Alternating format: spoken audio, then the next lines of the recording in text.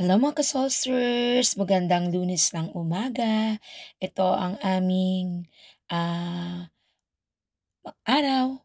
Ito ang aming gawain sa bawat araw na paggising sa umaga. Bago pumasok sa trabaho, siyempre uunahin muna ang obligasyon sa ating tahanan. Yan, tumutulong kami or magkatulong kami ni tatay na gumagawa sa kusina. Pagkagising niya pa lang kung may gagamitin ako na lulutuin ko, pangsahog ko, 'yan palalambutin na ni tatay at saka 'yan pagbaba ko. So, kung ano na lang ang aking gagawin, nakapagluto na si tatay ng isda at saka eto iniimis ko na yung mga kalat kagabi. Hindi na namin ni tatay nagawa kagabi gawa ng may iba pa kaming gawain pang work. So, ngayon na namin umaga ginagawa, 'yan. So, inaayos lang namin mamaya pag-uwi namin maayos ulit 'yan kasi andito naman si mama. Si mama po ang kasama ng dalawang bata sa araw. So, ayan nagluto din si tatay ng sabaw at ayan lahat na naka-ready na para sa pagpasok. Kanin ni tatay and then 'yan iniinom ko ay turmeric na mainit bago maligo. So, ayan. And then eto na i-flex ko lang ang aking natapos sa aming maliit na sala at 'yan, mga dalahin namin 'yan, yung mga isasampay na nilaban ni tatay kagabi, habang may ginagawang iba, naglalaba. So 'yan, isasampay na 'to at yung eto naman ay yung mga dadalhin namin sa school, 'yan. And then yung isa na lalagyan sa hamper ay ayan, nagtatrabaho pa din si tatay umagang-umaga. Yung isa, ito ay labahin pa. Mamayang gabi naman pag-uwi namin isasalang sa washing machine. At 'yan ang aming umaga mga ka-saucers bago pumasok sa trabaho. A day in our life before going to work. At eto naman yung beroka ni tatay, nakalimutan kong i-flex kanina at 'yan binili ni tatay na pandesal kasi paborito ni Mikmik at kinakain din ni mama. So ayan.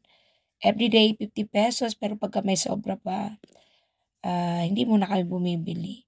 So, eto, bago kami umalis sinisigurado namin na nakapag-imis kami sa loob ng bahay, ayan. At pagdating namin mamaya ay gano'n pa rin 'yun, malinis pa rin kasi si mama kahit may mga bata, bago kami dumating, inaayos na nila. At siyempre ife-flex ko din ang aming pagbiyahe papunta ng school, ayan. So ayan, flex-flex lang ng mga sarili at hindi puwedeng hindi ipakita ang pagbiyahe. Ito yung daan namin papunta ng work. Ayan, para ng isang boulevard ang aming daanan dito. Napakalawak na ng aming kalsada. Dati nung pumunta kami dito, 2 lanes lang, ngayon 4 na ata 'yan. And then may mga pailaw na si mayor diyan at inaayos ang aming tulay. So, ayan.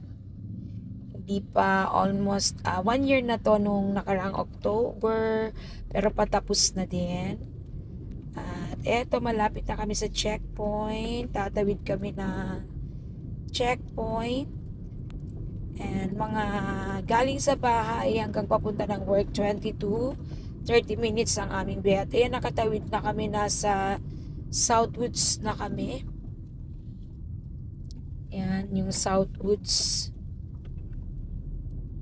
May golf course dito. Ayan. So, malapit lang po ang aming bahay sa aming work. Mga 20 to 30 minutes lang ang babiyahihin. Pagka walang traffic, kaya nga ng 20 minutes lang. So, dito lang kami medyo traffic minsan dito sa may papasok sa village papuntang Binyan, papuntang Southwoods Mall. And then paahon na kami, masyadong matalik tong daan na to. Ayan, mahirap pagka tricycle ang dala. Hindi pang malakasan ang hatak. So mahirap. Kasi dati-rati naka-tricycle lang kami dito ni tatay. Ang aming service ay tricycle.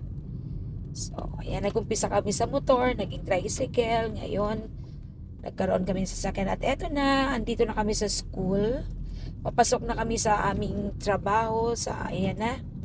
Masok na si tatay and then syempre unang-unang gagawin pagpasok sa trabaho ay mag-time in. Ayan. And then magpa-park na si tatay at gugora na din ako papunta sa aking classroom. So ayan, nagmamadali na po ako kasi 20 minutes pa before the time.